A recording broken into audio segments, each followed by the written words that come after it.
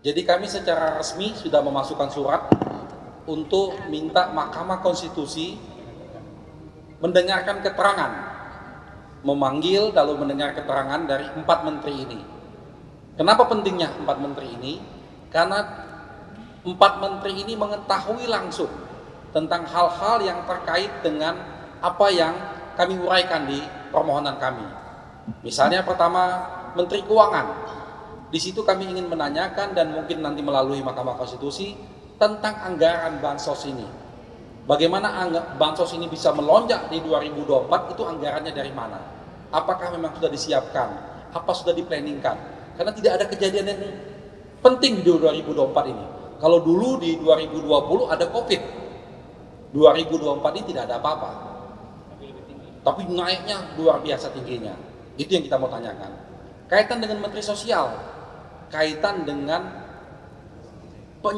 penyalurannya, perencanaan bansosnya. Apakah bansos itu sudah tepat guna? Kita semua setuju bahwa bansos itu penting. Tapi kita tidak setuju kalau bansos itu dipolitisasi. Sehingga orang yang menerima tidak berhak menerimanya. Hanya karena untuk ingin menaikkan suara paslon tertentu. Lalu yang ketiga, Menteri Perdagangan. Kita tahu bagaimana banyak sekali laporan kami tentang Menteri Perdagangan yang menggunakan fasilitas negara, terang-terangan mengatakan bahwa ini bantuan dari Jokowi, terima kasih kepada Jokowi, kita harus dukung 02 segala macam, itu sudah kami laporkan juga ke Bawaslu.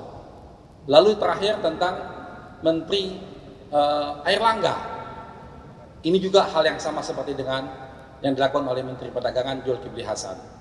Itulah yang kami minta melalui Mahkamah Konstitusi, semoga dapat dikabulkan. Tadi juga pihak 03 mendukung argumen kami. Karena kenapa ini penting? Karena inilah nanti mengungkap semua tabir-tabir. Kalau tadi ditanyakan kenapa tidak kita yang menghadirkan, nah, kita tidak punya kemampuan menghadirkan mereka, ya. Kecuali kalau nanti kita sudah jadi presiden, bisa kita hadirkan mereka. Membaca pasal 22E Undang-Undang Dasar 45. Kalau saudara juga membaca pasal 24C Undang-Undang Dasar 45, tidak ada kesimpulan yang bisa diambil bahwa Mahkamah Konstitusi lah tempat untuk menyelesaikan semua persoalan pemilihan umum, bukan saja mengenai perolehan suara, tapi juga mengenai pelanggaran yang disebut terstruktur, sistematik, dan masif. Nah, itu yang saya ingin katakan.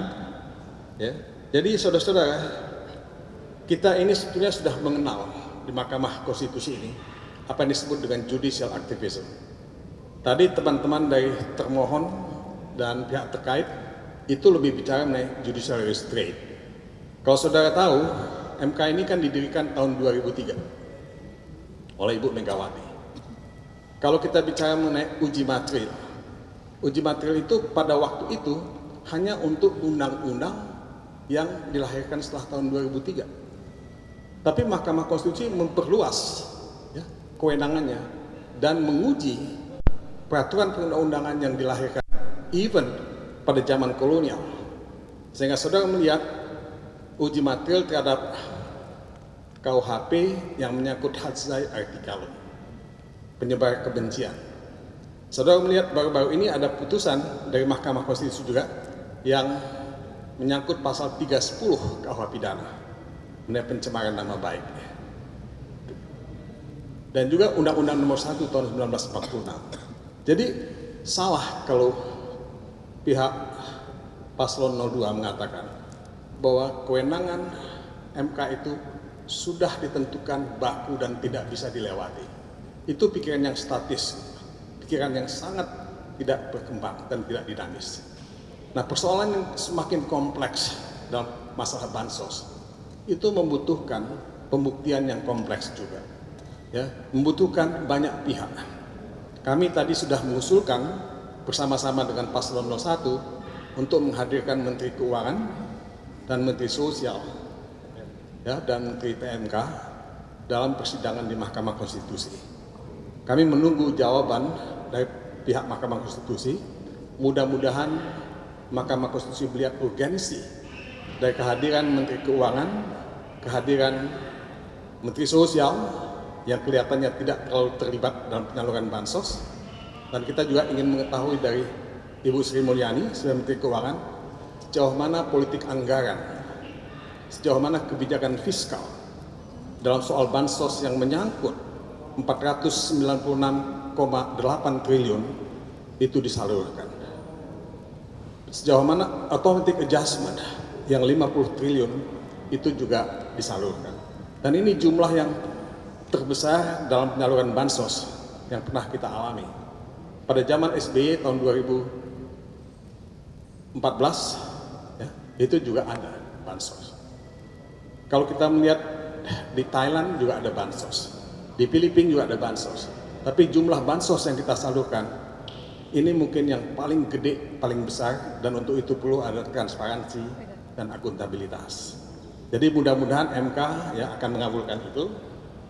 Dan saudara-saudara, kalau itu yang menjadi objek dan tujuan kita, ini yang saya kira penting untuk diketahui bahwa kita semua mencari kebenaran konstitusional. Ya.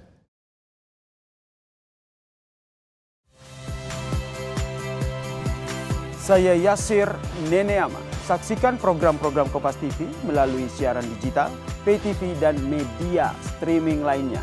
Kompas TV, independen, terpercaya.